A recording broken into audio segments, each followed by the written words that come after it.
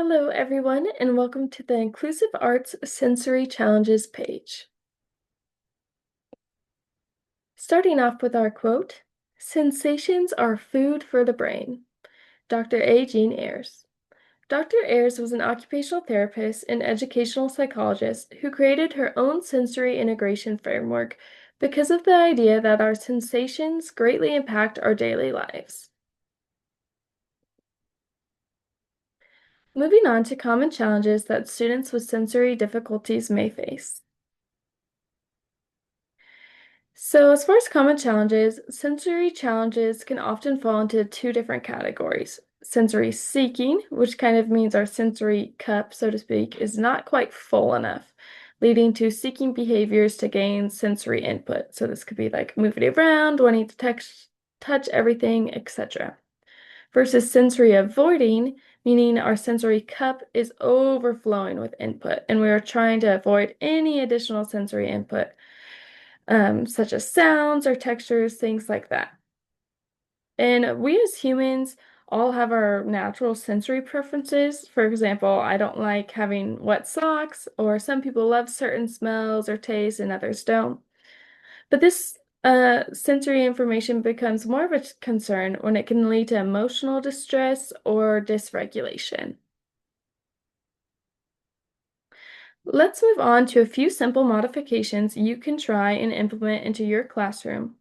And also, like the other challenge areas, try to keep the principles of universal design for learning in mind, meaning that all students can partake in these modifications and you can adjust based off abilities, grade level, age, etc. So, a few modifications for students who are lean more sensory seeking. They may benefit from movement breaks, such as this one example on the right here. I like it because it's related to art, but they see a color like blue, and then they have to do jumping jacks, kind of to get that energy and desire out to move. Also, getting messy, using lots of textures, colors, materials, etc. You can get messy with boundaries, of course, and containing it into one area. And just be sure to collaborate with a special education services team or IEP team to learn more about the student's unique sensory needs and what works best for them. And you may also notice that there is a common theme of the textures, visuals, bright colors, etc. So not only will these modifications aid students who are sensory seeking, but it will help with a variety of conditions and just all students in general. As far as more sensory avoiding modifications, here are just a few ideas. So if they are a little bit more on the noise sensitive side, you may see them coming in wearing noise canceling headphones in class, and that way you just know that there's a reason for that. Also, yourself, if you want to play a white noise machine or simply looking up a calming music video on YouTube can help decrease that unwanted background noise and replace it with something a little bit more pleasant.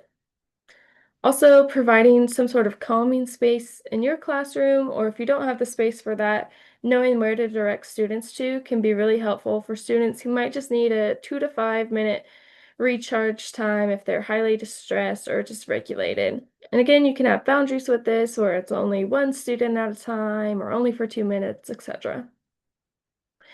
And those with tactile sensitivities can benefit greatly from using gloves, especially if they don't have a latex allergy. And Ziploc bags can make a huge difference, whether it's simply putting the paint in the bag, putting clay in there, paper mache, mixing it together, things like that. Also, materials such as chalk and charcoal can lead to some unwanted sensations and feelings, but simply dipping them in water or mixing them with water can make them softer and a more pleasant, smoother experience. Like you can make your own chalk paint, like in this top right picture here. And the same can be said for scratch art, especially for those who are more sensitive to this area. You can mix black acrylic paint with some soap and water and put that kind of coating over a colorful picture, and that will help to scratch off for a more smoother experience. So again, using your best judgment as far as grade level and what the team members say.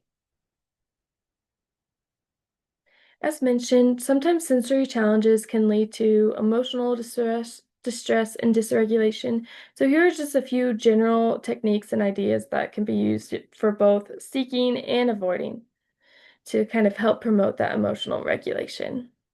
So naturally, not every project is going to be the perfect sensation for each student.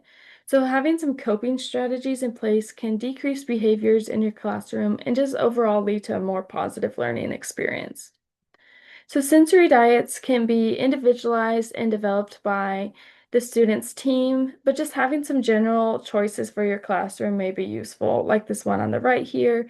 If you have essential oils or some fidgets they can choose from, or headphones, things like that they can pick from. Also, just simple deep breathing, whether it's smelling the flowers and blowing out the candles, or a few big belly breaths, that can make all the difference when we're dysregulated and we just need a little bit more grounded. Heavy work in general is good. This just involves any sort of weighted material or body weight. For the art context, it may include carrying paint supplies or doing wall push-ups like this child in the top left picture here. Also trying to, yeah, little small fidgets in the place of your choosing in your classroom might be beneficial for students to pay attention to, or help their focus and pay attention better. Also, you may try having mood charts. Again, this can be up to your best judgment as far as the grade level that you teach, but this can help students communicate as needed. Like this one in the bottom middle picture here, students can put a clothespin if they're happy, if they're sad. This kind of lets you know where students are at and kind of gives you an indication how you or your paras or team members can help. Also, just a fun little side project. Again, if you have that same salad spinner, you could put fairy lights in it and weave around, and students can press it, and it could just kind of help them chill out, so to speak, and regain their focus. So just a low cost idea there. Moving on to our artist highlight, Jennifer Allison is an artist with sensory processing disorder, or SPD, and she is very passionate about creating art and how it has shaped her life and absolutely changed her world. I encourage you to watch her TED Talk on the additional resources section to learn more about how she has personally overcome her sensory barriers. Thank you so much for listening, and we'll see you on the next video. Here are my references. Thank you.